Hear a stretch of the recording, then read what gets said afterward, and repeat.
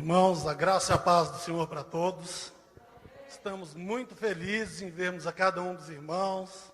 A irmã Yara, um dia a gente falou por vídeo, né? Muito bom, a irmã Yara não era da tecnologia. Enfim, estamos muito felizes. Convidamos a cada um dos irmãos a abrir suas Bíblias em 1 Coríntios, capítulo 11. Aí já não vai precisar nem fazer a leitura em seguida, que nós vamos ler e trazer uma mensagem rápida acerca da ceia do Senhor. 1 Coríntios, capítulo 11, a partir do versículo 17. Vocês deixam aberta a sua Bíblia, porque eu vou explicar primeiro o contexto, em seguida vou fazer a leitura de blocos aqui desse texto, para a gente ser bem objetivo, amém? Então a igreja pode ficar sentada mesmo.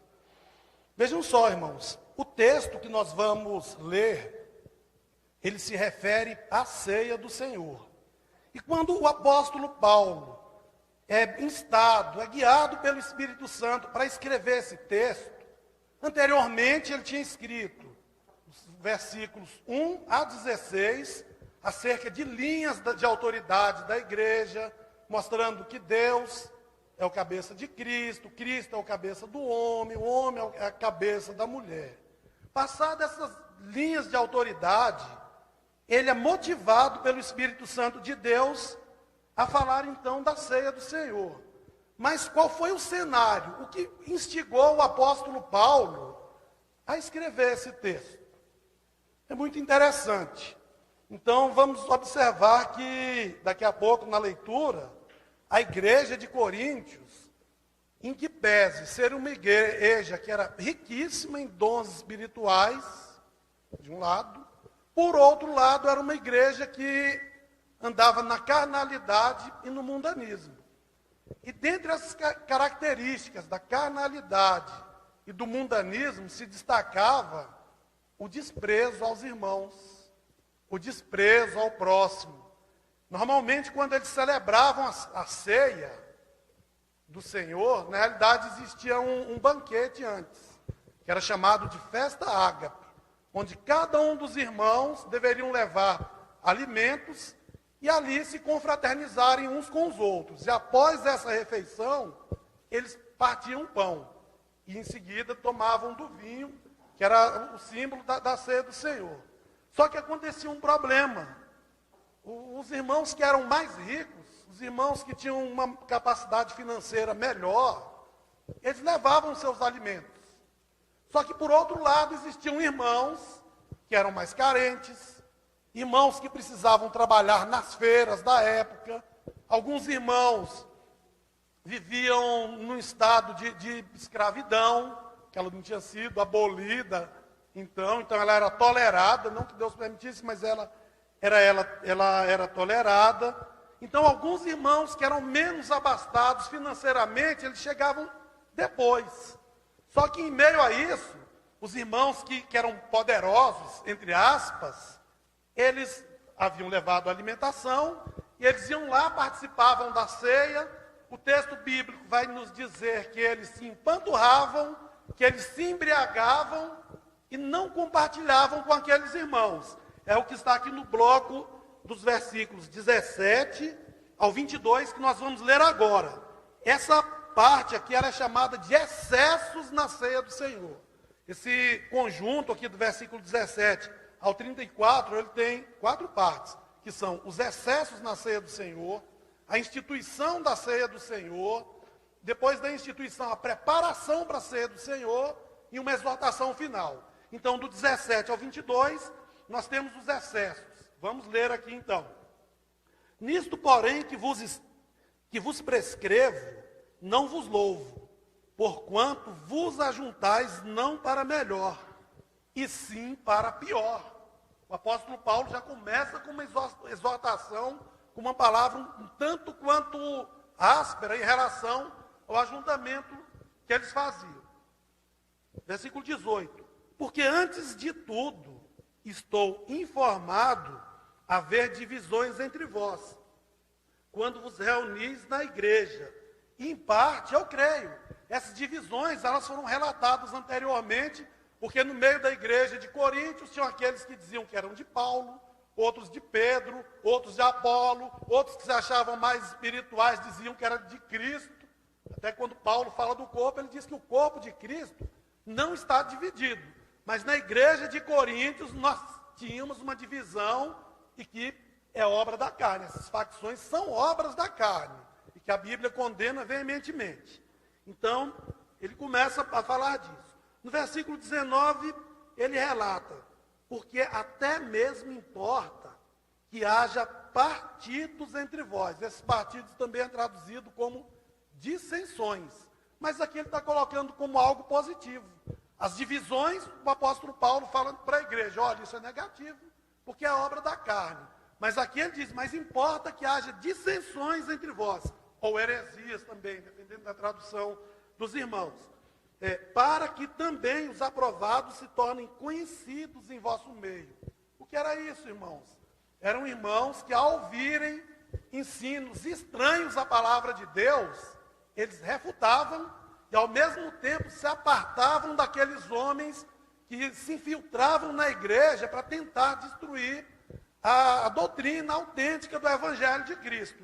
Então, esse aqui é o significado dessa segunda parte. Então, de um lado havia heresias, divisões, partidarismo dentro da igreja, e do outro lado alguns irmãos que buscavam se apartar de coisas que eram errôneas e enganosas. E ele diz que a partir disso, então, os aprovados eram manifestos, ou seja, ele está mostrando a genuinidade da vida espiritual da pessoa, da pureza espiritual dessas pessoas. Versículo 20. Quando, pois, vos reunis no mesmo lugar, não é a ceia do Senhor que comeis. Porque ao comerdes, cada um toma antecipadamente a sua própria ceia. Foi o que expliquei. Alguns irmãos levavam, aí eles tinham muitos, eram abastados, e se esqueciam daqueles que não tinham nada. Então é como se ele dissesse: eu trouxe, eu como. Isso mostra o quê? Egoísmo. Justamente na festa da ceia do Senhor, alguns irmãos se mostravam totalmente egoístas, pessoas egocêntricas.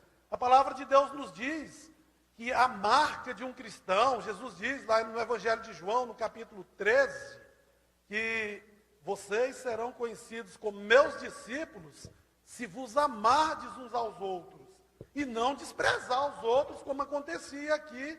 Então esse versículo ele mostra esse desprezo que os irmãos faziam uns com os outros, com os mais simples. Voltando, 21 então. Porque ao comerdes, cada um toma antecipadamente a sua própria ceia, e há quem tenha fome. Ao passo que também há quem se embriague. Nós encontramos dois partidos aqui, dois pecados que são decorrentes do egoísmo e do partidarismo desses irmãos. Um pecado de glutonaria e o segundo pecado, embriaguez, que o texto está dizendo aqui. Quer dizer que os irmãos iam para uma festa que era dedicada ao Senhor, que era chamada de festa ágape. Ágape significa amor, ou seja, era uma festa de amor entre os irmãos, uma festa de confraternização entre os irmãos, mas eles simplesmente faziam acepção de pessoas. Quem era de uma classe social mais favorecida, comia. E não compartilhava com aquele que não tinha nada.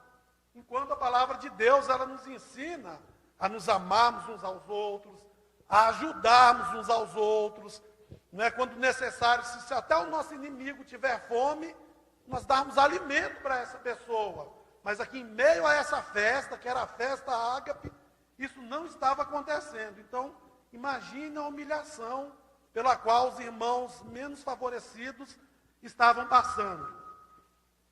Versículo 22. Os irmãos vão observar que o que está no 22, o apóstolo Paulo ele vai repetir de novo lá no versículo 33.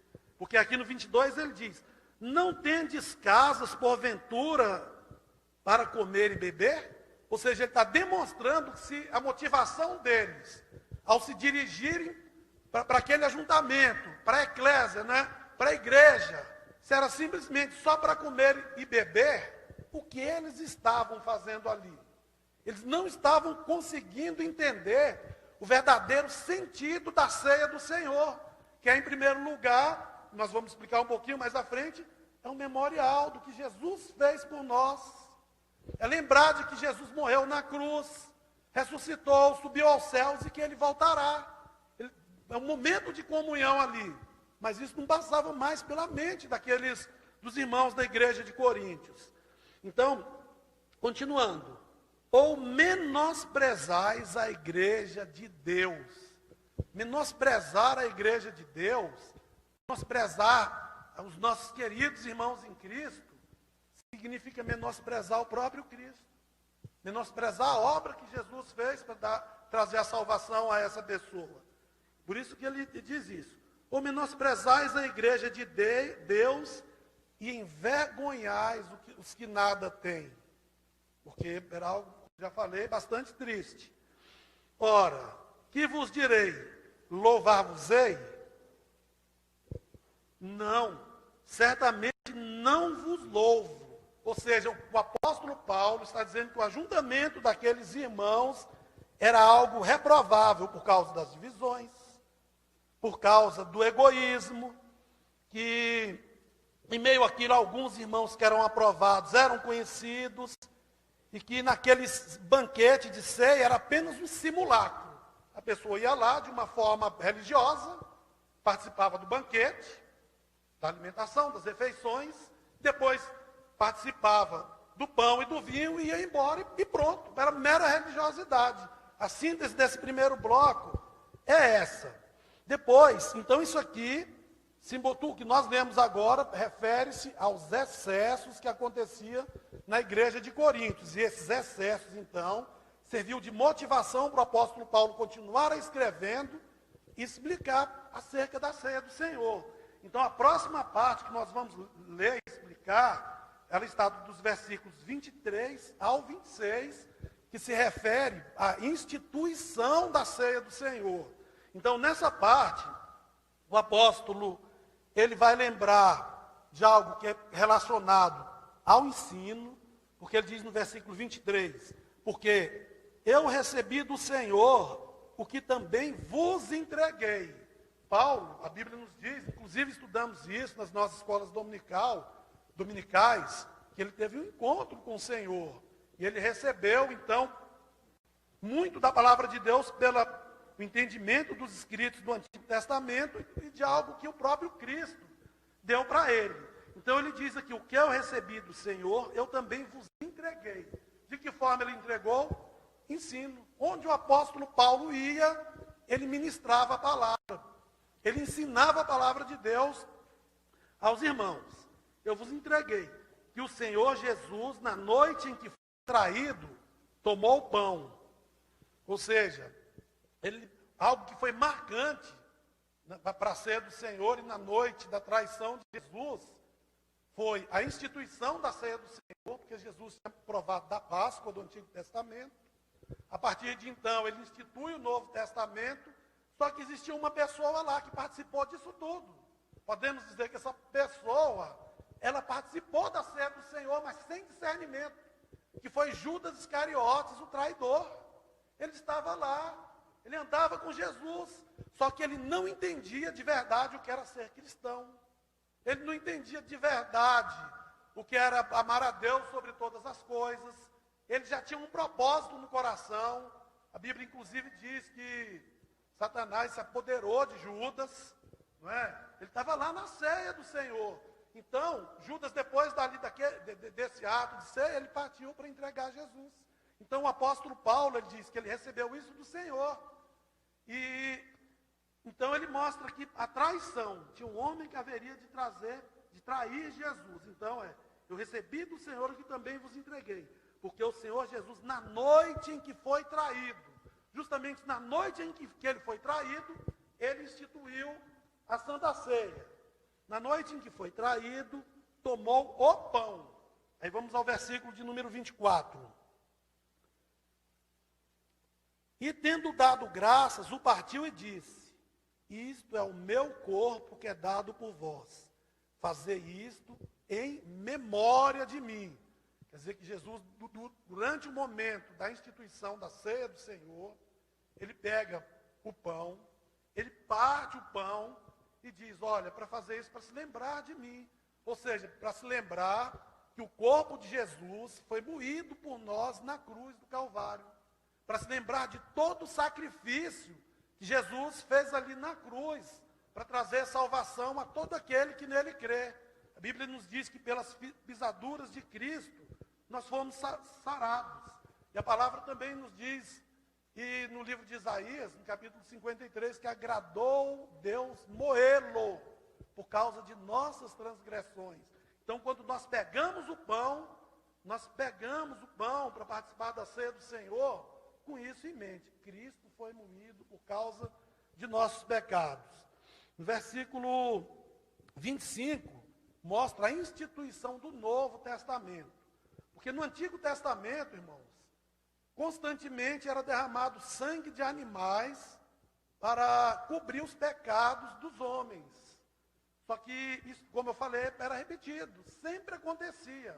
Só que quando Jesus veio, a Bíblia nos diz no livro de Hebreus, capítulo 10, versículo 28, que Jesus fez isso uma única vez. No Antigo Testamento nós tínhamos a simbologia. É como se fosse uma placa apontando, Jesus virá. Jesus vai derramar o seu sangue. Enquanto ele não vem, ou seja, no Antigo Testamento, animais eram sacrificados. Era uma simbologia.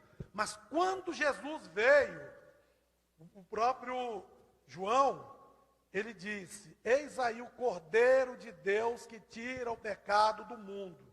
Jesus tomou a forma de homem e ele morreu uma única vez, derramou o seu sangue uma única vez para trazer vida eterna a cada um de nós que cremos nele, que cremos nessa obra salvífica que ele produziu por nós na cruz do Calvário. Então, isso nos mostra a instituição da nova aliança, que no texto ele diz aqui, versículo 25, porque de semelhante modo, depois de haver ceado, tomou também o cálice, dizendo, este cálice é a nova aliança no meu sangue. Fazei isto todas as vezes que beberdes em memória de mim. Então a igreja, quando for pegar o cálice, para participar aqui durante o momento da ceia, vai se lembrar, o corpo de Cristo foi partido por mim, e isso está simbolizado no pão. O sangue de Jesus foi derramado por mim.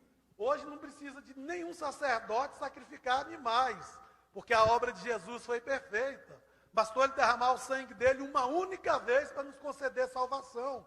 E com isso a nova aliança, o Novo Testamento foi instituído por Cristo Jesus. Então, ainda nós observamos que é sempre nesse momento precisamos lembrar do Calvário. Ceia do Senhor nos remete para o Calvário, nos remete ao passado. Cristo morreu por mim, mas remete ao presente. Cristo morreu por mim, eu criei nele e eu sou salvo por Cristo. Mas nos remete para o futuro também, que nós vamos ler agora no próximo versículo, que ele diz, porque todas as vezes que comerdes o pão e beberdes o cálice, anunciais a morte do Senhor até que ele venha. Isso aqui mostra que o culto ele é cristocêntrico. Tanto na ceia, tanto em qualquer outro culto que nós apresentamos a Deus, a essência é mostrar Cristo, é mostrar o Evangelho. A Bíblia nos diz que o Evangelho é o poder de Deus para a salvação de todo aquele que crê, primeiramente do judeu e depois do grego. Ou seja, Cristo ele morreu e por meio da pregação do Evangelho, o povo judeu pode ser salvo, e quando ele fala de grego, a gente aplica isso às nações, aos povos não judeus, ou seja, todas as nações são salvas por causa desse sacrifício de Cristo. Então, esse versículo aqui, ele aponta para o Evangelho de Cristo. E quando se fala de Evangelho de Cristo, nós falamos de Cristo. Porque eu não salvo, pastor Eliara não salva, pastor Eliara não salva ninguém. Mas Jesus Cristo salva todo aquele que vem a Ele, porque Ele não lança ninguém fora. Então nós vemos a essência. Então lembramos disso aqui. Agora nós vamos ao próximo bloco, que é da preparação. Vejam bem, tudo começou com a dissensão daquele povo. Agora aqui na preparação, o apóstolo Paulo, ele vai fazer os irmãos se lembrarem dessa parte inicial que nós lemos, dos versículos 17 ao 22, que era o egoísmo daqueles irmãos. Porque nós fizemos a leitura anterior, e o apóstolo Paulo diz que não louvava aqueles irmãos, porque as atitudes deles durante a reunião para a ceia eram atitudes reprováveis. Então aqui, versículo 27, que vem a parte da preparação, ele nos diz, por isso, ou seja, por tudo que foi comentado aqui anteriormente, por isso que ele começa com essa expressão, por isso, aquele que comer o pão ou beber a ceia do Senhor indignamente será réu do corpo e do sangue do Senhor. Então temos duas palavras aqui que são importantes. A pessoa está participando. A igreja de Coríntios participava do corpo e do sangue de Cristo. Só que ele mostra que eles estavam agindo de uma forma indigna. Por quê, irmãos? Era indigna. Como eu posso dizer que eu amo a Deus? Como eu posso dizer que estou em plena comunhão com Deus, se no ato de ser do Senhor, que é um ato de comunhão, eu estou desprezando o meu próximo? Eu estou maltratando o meu próximo. O texto que nós lemos aqui, ele diz, menosprezais a igreja de Deus. Eu estou menosprezando o povo que foi comprado por Cristo. Eu estou envergonhando aqueles que têm menos.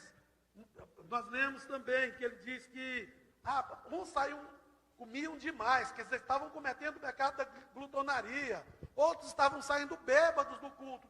Então, naquele momento de participação da ceia, eles estavam tomando de uma forma indigna, porque eles estavam pecando contra o corpo de Cristo. E quando a gente fala de ceia do Senhor, e quando nós vamos ler também os capítulos posteriores, ele vai detalhar acerca do corpo de Cristo. Então era um pecado contra o corpo de Cristo, e era algo que eles não entendiam, porque eles estavam sendo apenas ritualistas. Aqui, ele também nos mostra, em relação a esse fato, que eles estavam sendo indiferentes, tanto faz. Isso também se aplica, irmãos, à vida de qualquer pessoa que chega à igreja e diz, eu estou pecando contra Deus, mas eu quero continuar a minha vida do mesmo jeito. Mas vou participar da ceia, só um pedaço de pão e um copinho, né, com suco de uva, então isso não tem nada a ver. Não, nós temos toda uma simbologia que foi instituída pelo Senhor, e é um momento de grande seriedade a participação da ceia do Senhor. Só que tem um detalhe, a pessoa que toma indignamente, ele diz que se torna réu. Esse se tornar réu aqui, ele indica a pessoa que afrontou a Cristo.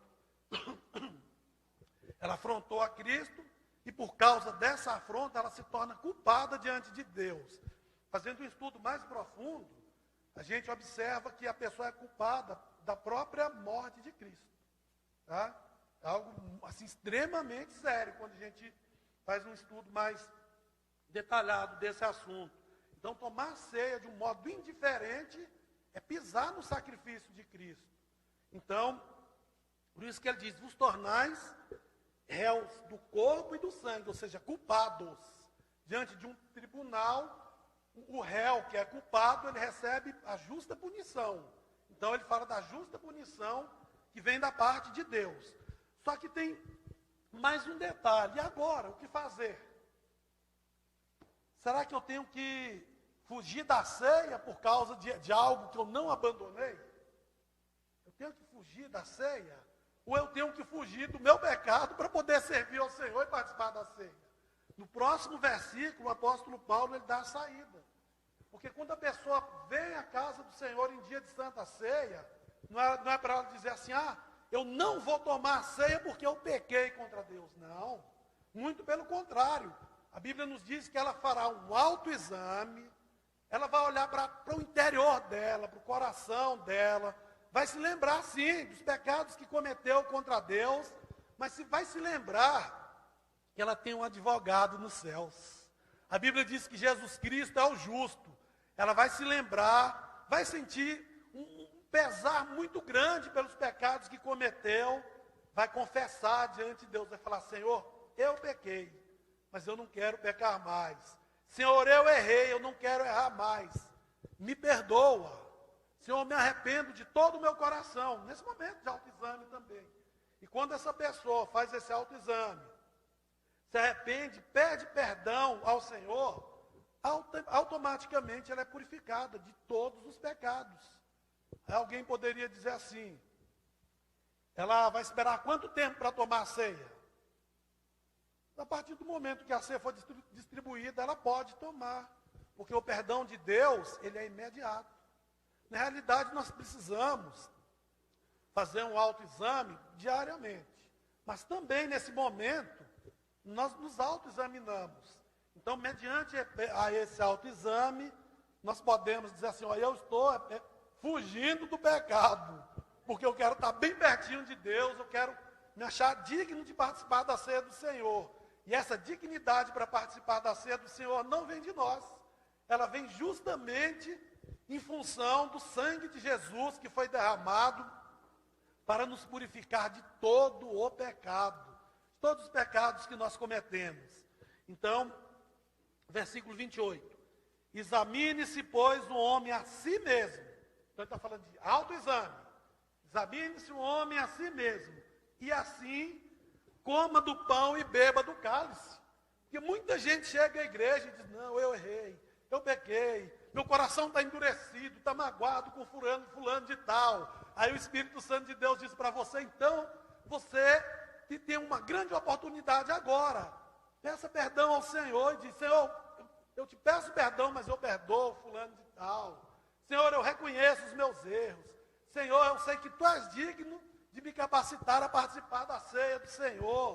Então, fazendo isso, ela vai lá e come. O texto está dizendo assim, então não é para ninguém ir embora da igreja sem participar do corpo do Senhor, sem participar da ceia do Senhor. A não ser que a pessoa diga, não, eu estou desse jeito e vou permanecer desse jeito e não quero abandonar pecado nenhum. Mas só que o Espírito Santo, ele quebranta o coração. O Espírito Santo, ele amolece o coração das pessoas para que haja um verdadeiro arrependimento. E com esse arrependimento, então ela pode participar do corpo do Senhor, discernindo esse corpo do Senhor. Versículo 29. Pois quem come e bebe sem discernir o corpo, nós falamos dos pecados contra o corpo de Cristo, quem come e bebe sem discernir o corpo, come e bebe juízo para si. Eis a razão, porque há entre vós muitos fracos e doentes, e não poucos que dormem. Porque se nos julgássemos a si mesmos, se nos julgássemos a nós mesmos, não seríamos julgados. Paulo está mostrando, irmãos, na igreja de Coríntios, então tinham muitos irmãos que diziam assim, eu não tenho força para fazer a obra de Deus, eu não tenho força para buscar a face do Senhor, eu só vivo doente, muitos estavam morrendo. Vou abrir um parênteses, não quer dizer que uma pessoa que adoeceu, que ela esteja em pecado, mas por outro lado, alguns tipos de pecados podem trazer problemas, sim. Então, nesse caso aqui, o apóstolo Paulo, ele mostra que os pecados espirituais que a igreja de Corinto havia cometido durante a ceia, estavam trazendo consequências físicas, ou seja, pecados são de cunho espiritual. As consequências que eles estavam sofrendo eram físicas. Vou repetir, nem toda pessoa que adoeceu, ou que sentiu fraca por alguma coisa, não quer dizer que ela tenha pecado. Mas, por outro lado, práticas conscientes de pecados podem levar a doença, sim. Tá? Então, passado isso, o apóstolo Paulo, no versículo 31, ele manda a pessoa se julgar. A gente viu lá, se autoexaminar, agora a pessoa se julga a si mesmo. Então diz, porque se nos julgássemos a nós mesmos, não seríamos julgados. Mas quando somos julgados, somos disciplinados pelo Senhor para não sermos condenados com o mundo. A Bíblia está dizendo para a igreja, olha igreja, olha servo do Senhor, o Espírito de Deus habita dentro de você. O Espírito Santo de Deus, ele te mostra Ele te faz sentir dor quando você peca. Então você pode fazer uma autoanálise, pode se arrepender e pode permanecer firme na presença de Deus, porque o sangue de Jesus te purifica de todo o pecado, de toda injustiça. No próximo versículo, para a gente já concluir, o apóstolo Paulo lê versículos 31, 33 e 34, que é a exortação. Assim, pois, irmãos, quando vos reunis para comer, esperai uns pelos outros. Os irmãos estão entendendo aqui, ó, o desfecho desse texto, ele tem a ver com a introdução do texto. Por isso que a gente faz a leitura do texto da ceia do Senhor, começando no versículo 17. Que era justamente a questão do menosprezo aos irmãos, pelo fato de não esperarem uns aos outros para as refeições.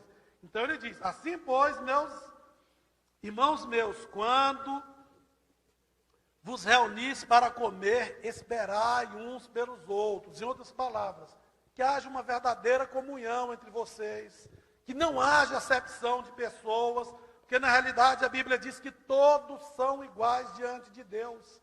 A Bíblia diz que Deus juntou todos os povos, e desses povos ele fez um, que é a igreja do Senhor Jesus. E na igreja não há diferenciação de classes sociais, não há motivos para ninguém menosprezar a ninguém. Então ele manda esperar uns pelos outros. Se alguém tem fome, come em casa, a fim de não vos reunirdes para juízo. Ele está se referindo àqueles irmãos que se empanturravam na igreja, se embriagavam. Então, em outras palavras, é o seguinte, olha, se vocês quiserem ir para a igreja, apenas de uma forma ritual, forma ritualística, se vocês menosprezarem a igreja de Cristo, menosprezarem os irmãos, é melhor nem ir, porque vocês vão receber juízo. Então, vão, se reúnam na presença do Senhor, mas se reúnam em espírito de unidade, em espírito de confraternização e de comunhão uns com os outros, na presença de Jesus. E por fim, o apóstolo Paulo diz, quanto às demais coisas, eu as ordenarei quando for ter convosco. Então, fechando, irmãos, nós temos umas poucas aplicações que nós vamos deixar aqui para a igreja, que são as seguintes. Não somente durante a ceia, mas durante todos os momentos, nós precisamos expressar amor ao nosso próximo. Essa é uma marca do cristão. E não o desprezo. Expressar comunhão autêntica, sem fazer acepção de pessoas. Tenha em mente que durante a ceia nós olhamos para o passado, relembrando que Cristo morreu por nós na cruz do Calvário. Nós nos vemos no presente, reconhecendo que nós fomos salvos por Jesus. E nós olhamos para o futuro, porque nós celebramos a morte do Senhor até que Ele venha. Cristo morreu, Cristo ressuscitou, Ele subiu aos céus e Ele voltará. Então, eu deixo um apelo. Se alguém ainda não recebeu a Jesus como Salvador, o receba. Se alguém veio com o coração cheio de mágoa, ou diz assim, Senhor, eu pequei de alguma forma, pode fazer uma autoanálise, porque a Bíblia diz que não há homem que não peque. Faça, confesse diante de Deus e esteja em plena comunhão com o Senhor Jesus Cristo, e participe da ceia do Senhor, seja a igreja de Cristo, tenha o seu nome escrito no livro da vida e tenha como esperança a vida eterna que só Jesus nos oferece. Então eu encerro aqui, agradeço a oportunidade e que cada um de nós façamos um autoexame. Que Deus abençoe a todos.